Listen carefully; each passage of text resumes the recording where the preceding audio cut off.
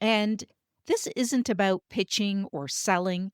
It's simply about showing up in a genuine, consistent way. And when you do, you're going to be surprised by how many opportunities could start to appear.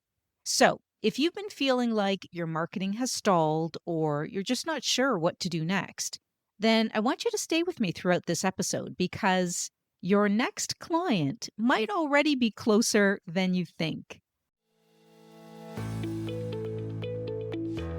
I'm Sylvia Garibaldi, founder and CEO of a well-established marketing training and done-for-you services company, tailored specifically for the modern legal and financial professional worldwide. While it's taken some trial and error to figure out which methods get the best results for professionals who are looking to grow their practices, fast forward to today, my team and I have nailed down and perfected a process that has helped so many of our clients consistently achieve outstanding results and create a legacy for their practices. I created the Serve First, Sell Later marketing podcast to give you simple, actionable, non-salesy, and results-driven marketing to grow your legal or financial practice like so many of our clients have.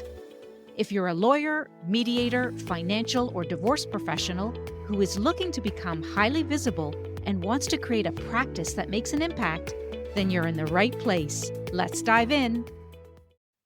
Hello, everyone, and welcome back to episode 98 of the Serve First, Sell Later marketing podcast. I'm your host, Sylvia Garibaldi. So, if you've ever found yourself searching online for how to get more clients or how to grow my practice, or maybe it's how to get more referrals, you're certainly not alone. Many professionals are typing those exact phrases into different search engines such as Google, AI tools, ChatGPT, Gemini, and they're doing this every single day. But here's the truth. Most of the time, the answer isn't in a brand new strategy. It's in something you already have, your existing relationships. So the people who already know you, trust you, and have worked with you before, that's what we call your lowest hanging fruit. And in today's episode, we're going to unpack this and talk about how reconnecting with those people can absolutely change the momentum in your marketing. And this is a form of organic marketing. But here's the thing. Growth doesn't always come from doing more, right? Sometimes it comes from doing what works, but doing it more intentionally. So I'm going to walk you through a simple 5-step process to reignite your network, start meaningful conversations, and stay top of mind with the people most likely to refer or work with you again. And this isn't about pitching or selling. It's simply about showing up in a genuine, consistent way. And when you do, you're going to be surprised by how many opportunities could start to appear. So, if you've been feeling like your marketing has stalled or you're just not sure what to do next, then I want you to stay with me throughout this episode because your next client might already be closer than you think. Let's get started. So, one of the things I find absolutely fascinating is what professionals actually search for when they're trying to grow their practice. And so, when you peek behind the curtain, whether it's on Google or in ChatGPT or any other AI tool, you'll see the same kinds of questions come up again and again. So, lawyers could be asking, how do I attract more clients to my firm? Or what's the best way to get referrals from other attorneys? How do I stand out on LinkedIn? Mediators could be typing in, how do I explain what mediation really is? How do I get lawyers or therapists to refer to me? What should I post to attract new cases? And divorce professionals, CDFAs, coaches, collaborative law experts, they're searching for things like, how do I get higher quality clients? What's the best content to reach people going through this divorce and those people that might consider using my services? And how can I collaborate with other professionals more effectively? And honestly, I get it. When things slow down or the pipeline feels a bit dry, it's natural to look for new strategies. You're going to look for new platforms, maybe new funnels, new ideas, more and more ideas, right? But here's the part most professionals miss. And this is in my experience in working with professionals. is that most of you don't always need something new. You often just need to re engage with what's already there.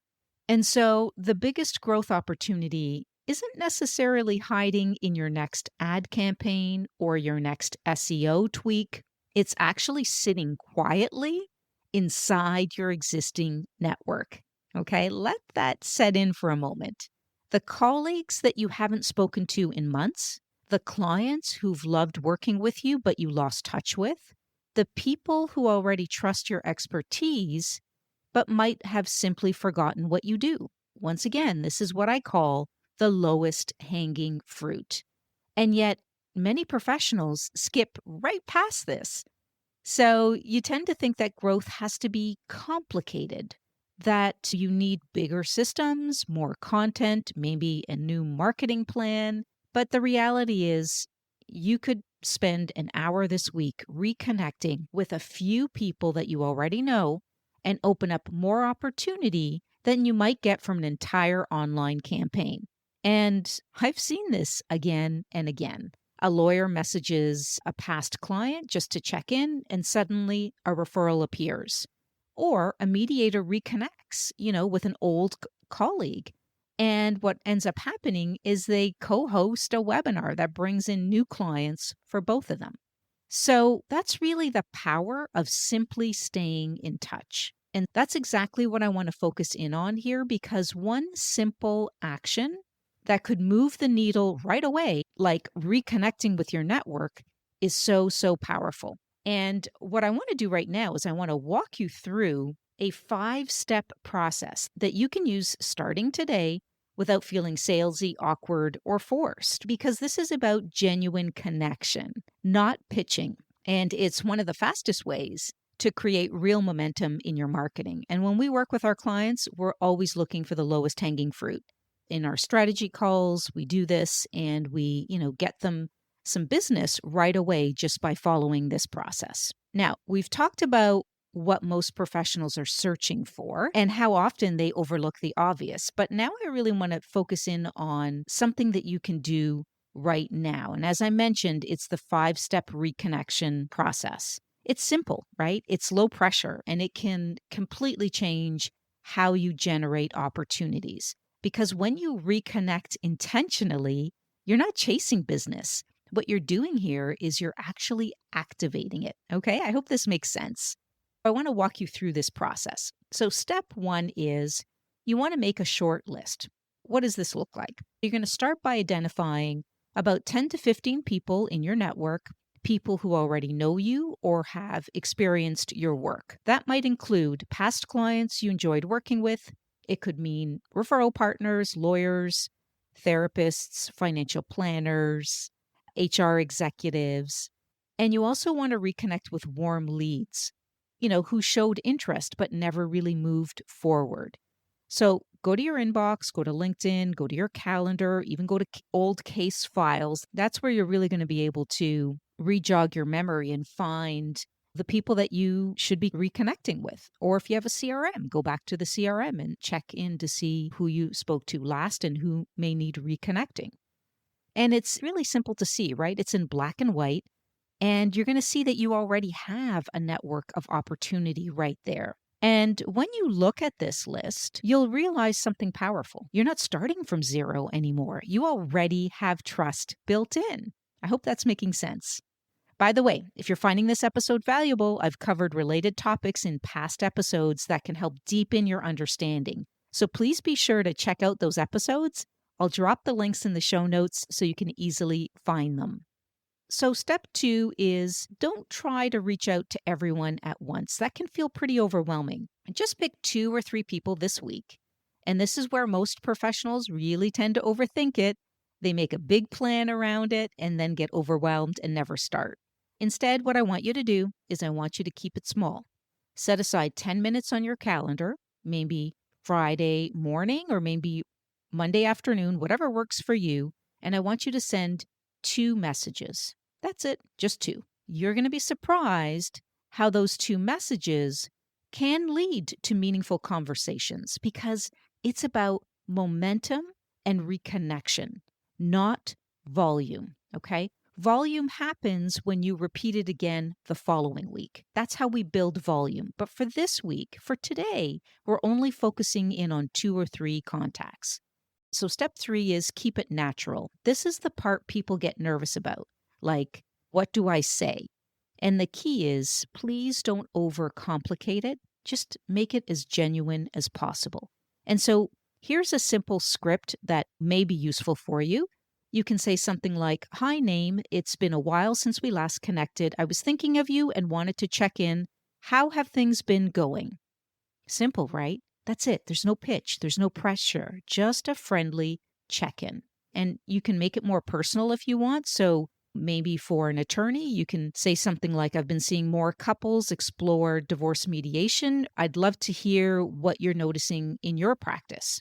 Okay. For a mediator, you could say something like, "I just finished a case that reminded me of a conversation we had last year. How's your work been lately?" Or for a divorce financial professional, you could say something like, "I've been seeing more and more clients needing more clarity around post divorce finances. Are you seeing this as well?"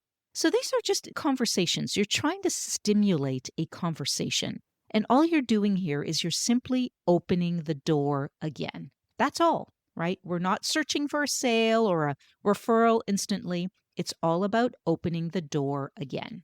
Step 4 is to serve first. And if there's one mindset that changes everything, it's this: don't reach out to get something, reach out to give something. Okay. So you might share an article, a checklist, or a short insight that could genuinely help them. Maybe you're going to congratulate them on a recent new position, maybe a post that they did, maybe a certification or an award or a speaking engagement. So just make it as authentic as you can. Or you can offer an introduction, right? You could say, "Would it help if I introduced you to XYZ? Or I think you could really complement each other's work. So I would be happy to make this introduction." And so this is the serve first, sell later system that we talk to you about all the time in the marketing that we deliver for professionals, and hence the name of the podcast. So this is about generosity and not transaction. Step number 5 is to track it. So I think this is where many professionals who grow the fastest really separate themselves from the pack because they track their outreach. So what I want you to do is think about creating a simple reconnection tracker. Nothing fancy, just a spreadsheet or a notebook with a few columns. Once again, if you're a little bit more advanced and you have a CRM, that's so much better. But for now, if you don't have it, all you need to do is track it in a spreadsheet with name, type, and under type, you're going to think about, is this a client? Is this a referral? Or is this a lead? You're going to put the date contacted, you're going to put notes, and then you're going to put another column for follow-up date. And if you don't hear back, you can follow up once after a week later with something short and friendly. "Hey, just bumping this in case it slipped through. No rush at all. Just wanted to say hi." Something simple, something genuine. And then you're going to aim for 2 to 3 connections a week. And that's it. And in a month, like let's do the math here, in a month, you will have reignited 10 to 12 relationships. And usually by that point, something new has already emerged. Maybe it's a collaboration, maybe it's a referral, it's a speaking invite, it's a potential client sent your way. So think about how powerful this can be.